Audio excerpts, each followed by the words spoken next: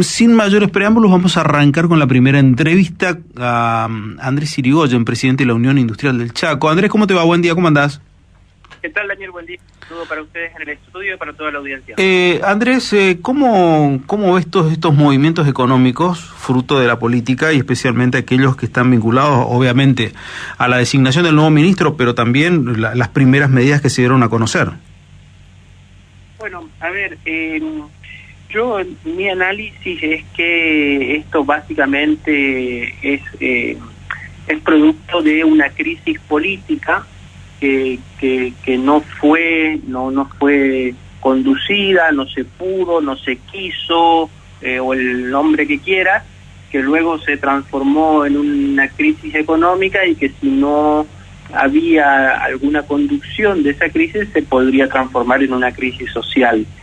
En consecuencia, creo que hasta ahora lo único que tuvimos fueron algunos anuncios, los cuales obviamente que son buenos, pero fundamentalmente me parece que la demostración del manejo político y del compromiso político es lo que calmó un poco los mercados, ¿no es cierto? Y a ver,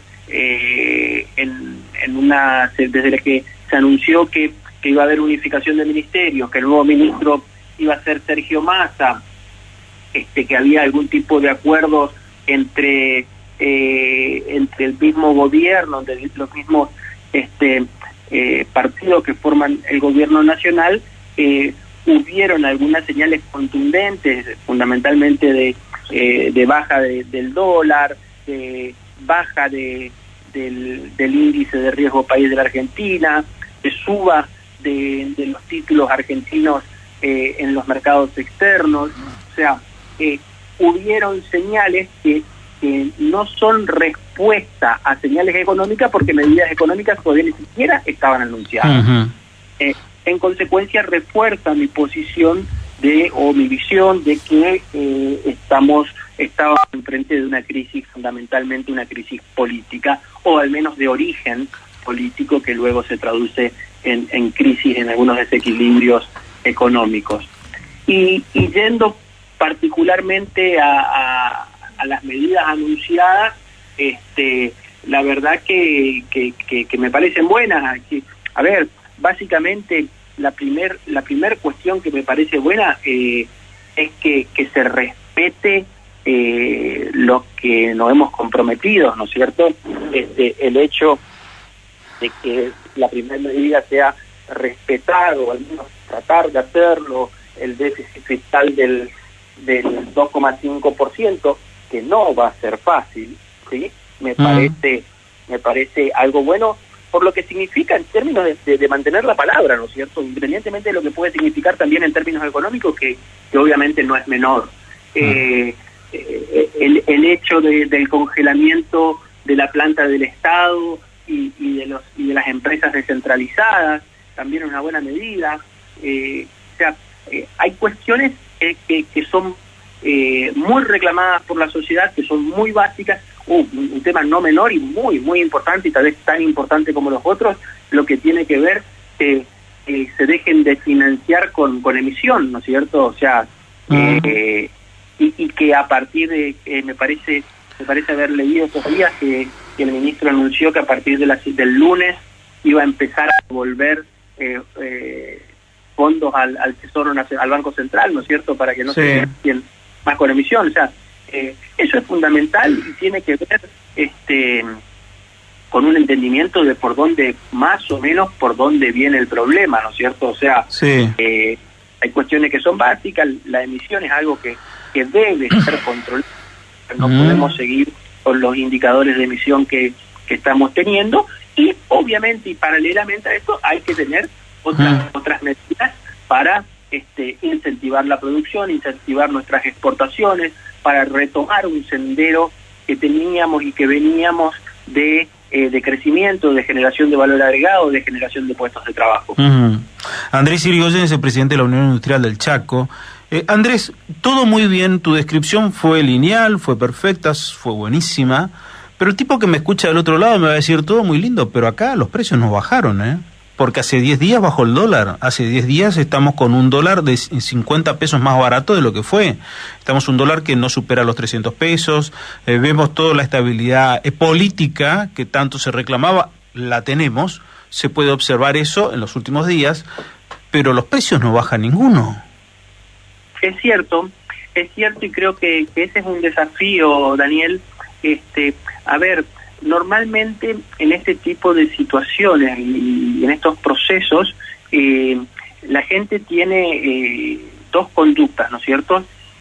Están aquellos que suben el precio de sus productos porque le suben los insumos, aquellos que son fabricantes, que son formadores de precios, o no siendo fabricantes, no siendo productores, pero que sí son formadores de precios, las grandes empresas, las grandes marcas, aquellos que tienen una posición monopólica del mercado, ¿no es cierto? Uh-huh. Y que suben el precio porque algún insumo le ha subido, ¿no? Y están aquellos otros que suben especulativamente el precio de sus productos, los más pequeños, algunos por especulación, y los más pequeños, o sea, doña Rosa que nos está escuchando del otro lado y que dice, yo no soy formador de precio de nada, tengo mi almacén, a mí acá viene Coca-Cola, uh-huh, viene la Serenísima, me pone el precio y yo tengo que con lo que gano pagar el alquiler, tengo que pagar el empleado, tengo que pagar la luz y tengo que ganar unos pesos. Esa mujer obviamente que no es especuladora y lo que está haciendo cuando sube los precios, porque hay veces que también suben los precios sin que suban, ¿no es cierto? O sea, sin que le suban por las dudas, sube los precios. Lo que está haciendo es teniendo una actitud de resguardo. No sabe a qué precio va a reponer y no puede y no quiere, y está bien que así sea, perder su capital de trabajo. O sea, no sabe si la leche que vende o el producto que vende a 10 pesos, mañana cuando lo tiene que recomprar sale 11, 12 o 8. Entonces, por las dudas, sube un poco su precio. En tanto y en cuanto la situación se empiece a estabilizar y empiece a haber algunos indicadores primero de estabilidad, o sea, de que estas conductas empiecen a mantenerse, que no sigan subiendo los precios, y luego entiendo que las condiciones empiecen a bajar, creo que lentamente y genuinamente los precios deberían ir bajando. Es una cuestión básicamente de confianza, Daniel. Difícilmente uno le pueda pedir a doña Rosa que baje los precios de sus productos todavía hoy, mañana, ¿no? Sí, yo te entiendo en ese concepto, pero vos sabés que me quedaba pensando, e insisto en esto, te voy a dar un ejemplo práctico y directo, que quizás no tenga que ver con una respuesta que vos me puedas llegar a dar, pero hay un producto que, por ejemplo, una leche en polvo. Voy directo, en febrero tenía un precio, hoy tiene exactamente el doble, la misma marca. El dólar no fue el doble, desde febrero-marzo hasta ahora.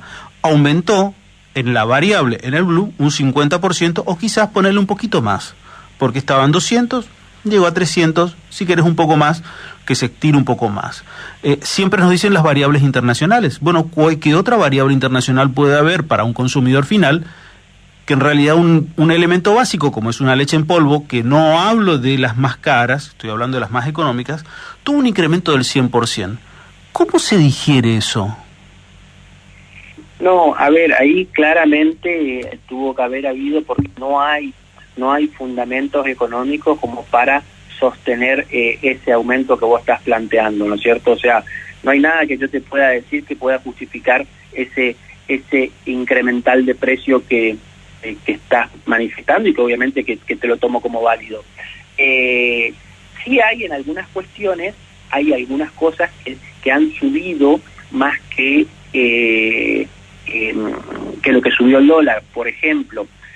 Pero a ver, lo digo a título informativo, no lo digo justificando, porque creo que no hay nada que justifique eso que estás planteando, ese aumento, ese porcentaje de aumento. No veo, o al menos en mi conocimiento, no veo nada que pueda justificarlo. Sí digo, por ejemplo, cualquier producto, por ejemplo la leche en polvo, tiene algunos insumos que han subido mucho más que lo que ha subido el dólar, producto de que son, por ejemplo, en los plásticos, la gran mayoría de productos plásticos, de los envases, particularmente encima la leche, no sé qué marca será, pero la mayoría de las leches vienen con una mezcla de plástico y aluminio. Uh-huh. Esos insumos han subido mucho más por una cuestión internacional, ¿no es cierto? O sea, los plásticos tienen en su composición derivados del petróleo, y el petróleo es un producto que ha subido mucho el precio, que si bien por ahí lo más fácil y lo más genuino de ver cuando sube el petróleo es la suba del precio de los combustibles. Sin embargo, hay muchos otros productos que se fabrican con derivados del petróleo que también tienen suba, y que cuando uno ve el precio del combustible, particularmente en la Argentina, no es el precio real del combustible, ¿no es cierto? O sea,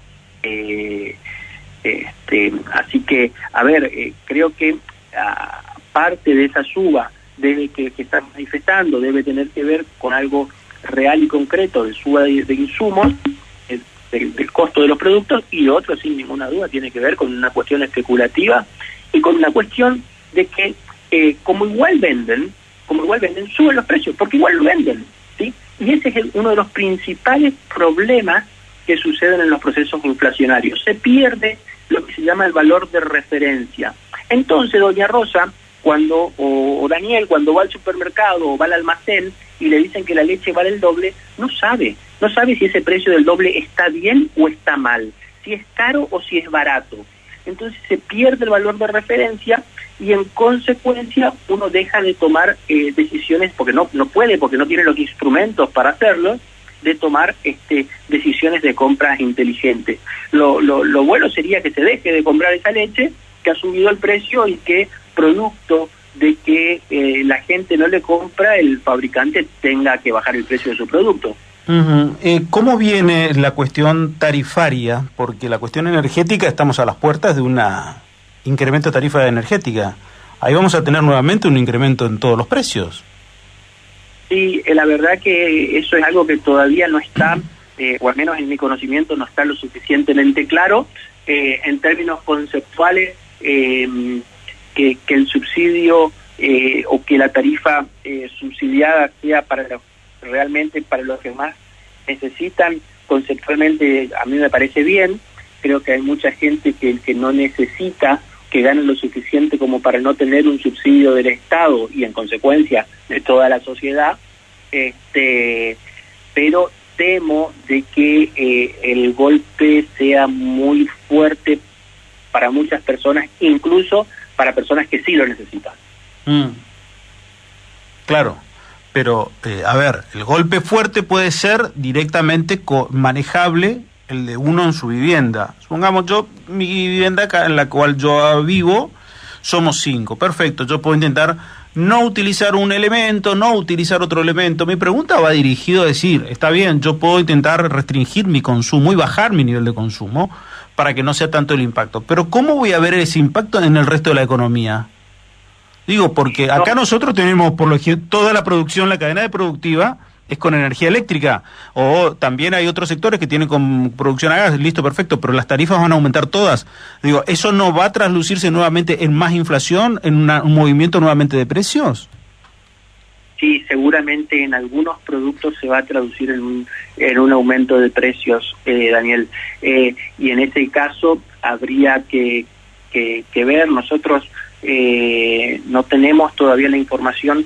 En el Chaco tenemos tarifa de luz diferenciada para el sector industrial. O sea, el sector industrial tiene tarifa más económica, ¿no? Sí.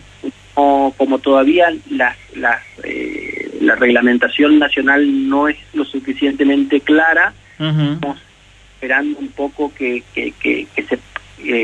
se aclare, que salgan las normas para ver cómo nos afectaría eso a nuestro sector. Pero sí, seguramente que sí, que va a tener algún incremento. Hay que ver quién lo absorbe, ¿no? Hay que ver si lo absorbe y qué margen tiene cada participante para poder absorberlo. Si lo absorbe claro. el industrial, si lo absorbe parte los gobiernos provinciales, y de modo tal de tratar de trasladar al precio final que del consumidor lo menos posible. El jueves será el tiempo de la definición, así lo anunció el ministro de Economía, Sergio Massa, a través de las redes sociales, donde dijo el jueves será la definición de la segmentación tarifaria. Habla de una segmentación tarifaria que también estará dado por regiones, y en cierta medida me parece que eso puede llegar a ser justo alguna vez, ¿no? Porque nosotros no tenemos gas. Y el gas no es solamente para la fase industrial, porque en Buenos Aires, por ejemplo, le sale mucho más barato todo que aquí en esta zona, no solamente por la cuestión del precio de las tarifas, sino que además para un montón de cosas ellos utilizan el gas que nosotros no utilizamos. Temporada de invierno, fría, es cierto, usamos menos calefacción, pero lo que usamos es toda energía eléctrica.